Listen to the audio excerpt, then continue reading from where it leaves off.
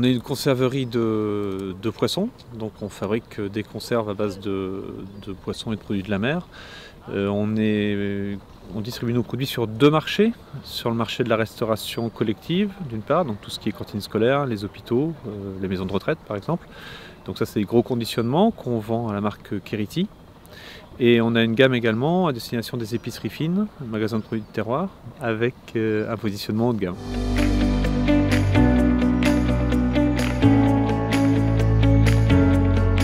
Le prix Épicure décerné par le monde de l'épicerie fine pour le tartare d'algues. Ce qu'ils ont beaucoup apprécié, au-delà des qualités gustatives du produit, c'est la démarche dans laquelle on s'est engagé pour développer le produit. C'est-à-dire qu'on a pris notre temps pour développer le produit et on a une recherche d'équilibre des goûts. L'objectif n'est pas de sortir un tartare pour sortir un tartare, mais de sortir un tartare d'algues qui corresponde à l'idée qu'on s'en fait et qui corresponde à la façon dont l'entreprise voit ses produits. Et on a également reçu un prix donc, de la meilleure nouveauté RHD de produits en Bretagne. Et là, ils ont récompensé d'une part une nouvelle façon de proposer le maquereau pour la restauration collective, donc c'est une récompense d'innovation par l'usage, on va dire. Et ils ont également récompensé la démarche, parce que ce produit a été mis au point suite en particulier à la rencontre de personnes de l'entreprise avec des utilisateurs de cuisine collective. Et donc c'est la rencontre de personnes qui mettent des filets de maquereau en boîte avec les gens qui sortent les filets de maquereau de la boîte pour les mettre en œuvre. Et c'est cette rencontre-là qui a initié la création du produit. Donc ça a été fortement récompensé par Produits en Bretagne.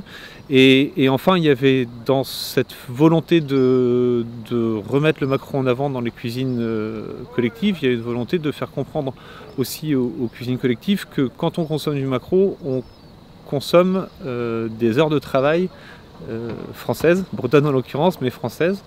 Et alors qu'il y a un produit qui est très très consommé en France qui est le thon et qui est un produit à 95% d'importation.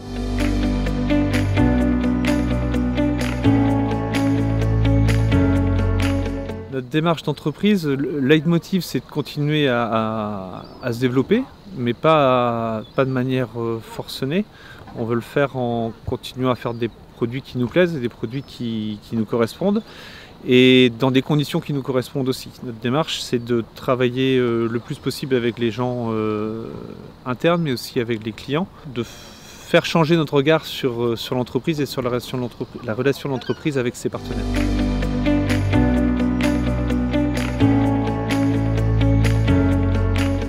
On a effectivement participé aux 4 actions menées par Saveurs de Cornouailles en 2016. Elles nous ont apporté 2 types de choses. D'abord la visibilité vis-à-vis du grand public sur ces 4 manifestations et d'autre part les échanges qu'on a pu avoir avec les autres entreprises du territoire qui participaient à Saveurs de Cornouailles. Et c'est au moins aussi important que la visibilité, ces échanges qu'on peut avoir avec d'autres entreprises du territoire, et ça correspond bien en ce sens-là à la démarche de l'entreprise qu'on veut avoir.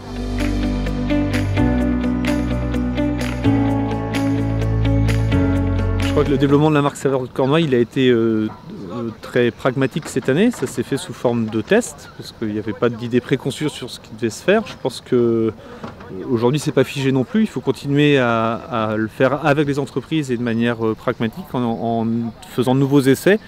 Moi je souhaite qu'on continue à avoir de la visibilité pour le territoire et qu'on continue à découvrir d'autres entreprises.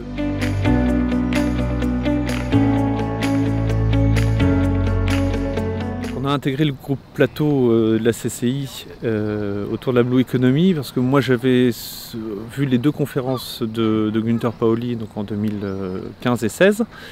C'est difficile de ne pas être enthousiasmé. Ce qui m'intéresse dans cette démarche-là, c'est d'abord que c'est une façon différente de voir l'entreprise. Il y a plein de façons de dire de façon différente, mais il y a au moins 2 aspects qui sont assez faciles à comprendre. D'une part, regarder différemment les déchets qu'on génère pour en faire quelque chose.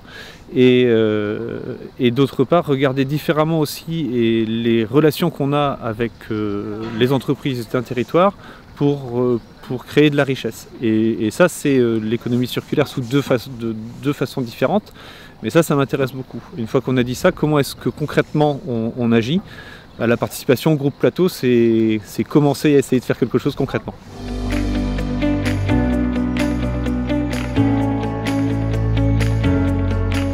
devais faire déguster 2 produits, je choisirais d'une part les sardines à l'huile d'olive et d'autre part l'émietté de thon à l'algue au wakame. Les sardines à l'huile d'olive parce que c'est le symbole de la conserve de poissons en Bretagne, donc c'est le symbole d'un savoir-faire qui a 200 ans aujourd'hui, savoir-faire breton, hein, et savoir-faire à mon sens de l'agroalimentaire de manière générale aussi. Et l'émietté de thon à l'algue au wakame parce qu'il correspond, c'est le symbole d'un dynamisme de cet agroalimentaire aussi à mes yeux, et qui correspond à ce que l'on a envie de faire demain.